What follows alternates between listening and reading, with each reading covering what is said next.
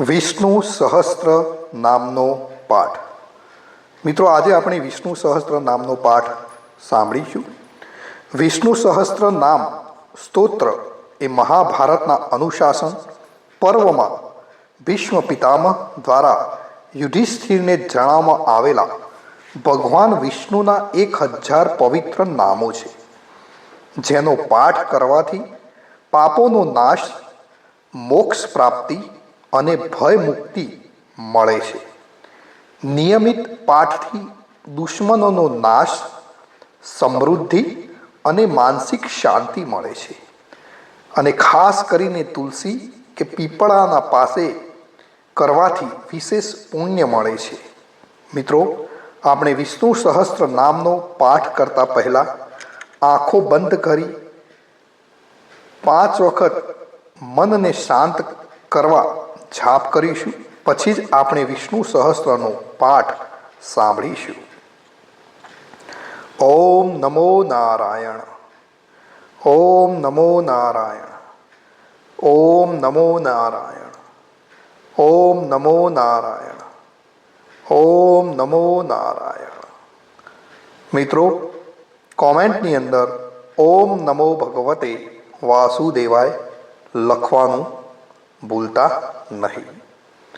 વિષ્ણુ સહસ્ત્ર નામનો પાઠ આ રીતે છે. મિત્રો, અંત વિનાના હજારો સ્વરૂપવાળા, હજારો ચરણ, મસ્તક, સાથળ અને બાહુઓવાળા પરમાત્માને નમસ્કાર હો.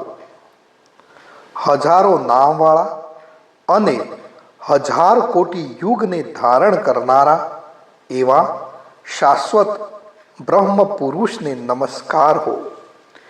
જેની નાભીમાં કમળ છે એવા ભગવાન વિષ્ણુને મારા નમસ્કાર હો.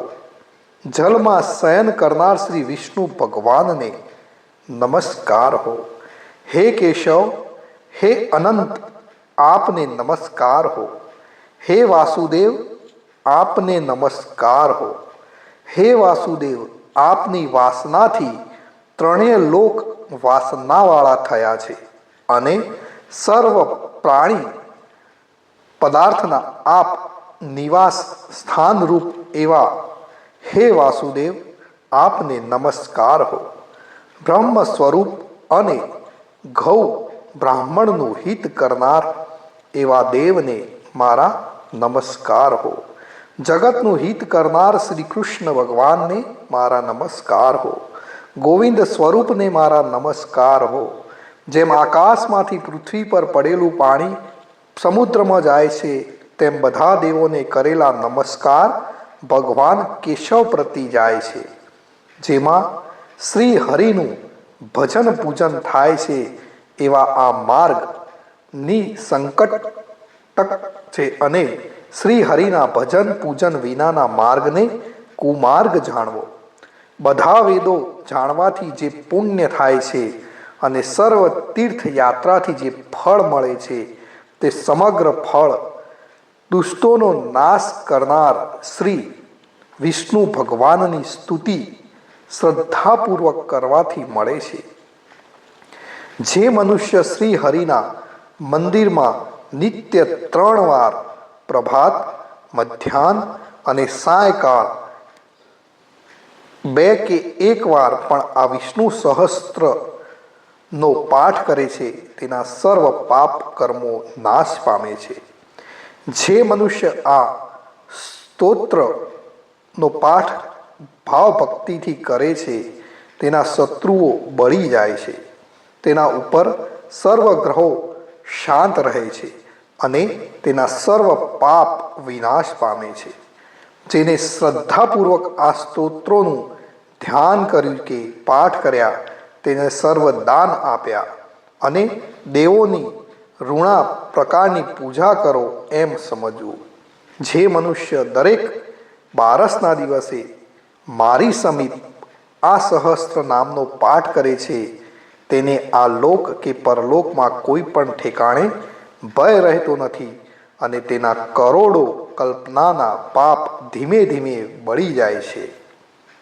હે અર્જુન, જે મનુષ્ય પીપળાની પાસે કે તુલસીની પાસે બેસીને આ વિષ્ણુ સહસ્ત્ર નામનો પાઠ કરે છે તે કરોડો ગાયોના દાનનું ફળ પામે છે. વળી જે મનુષ્ય નિત્ય શિવાલય અથવા તુલસીના વનમાં બેસીને નિત્ય શ્રી વિષ્ણુ સહસ્ત્ર નામનો પાઠ કરે છે તે મોક્ષ પામે છે અને તેના બ્રહ્મ ઇત્યાદિ ઘોર પાપ હોય તો પણ તે સર્વનાશ પામે છે. એવું ચક્રધારી ભગવાન વિષ્ણુનું વચન છે.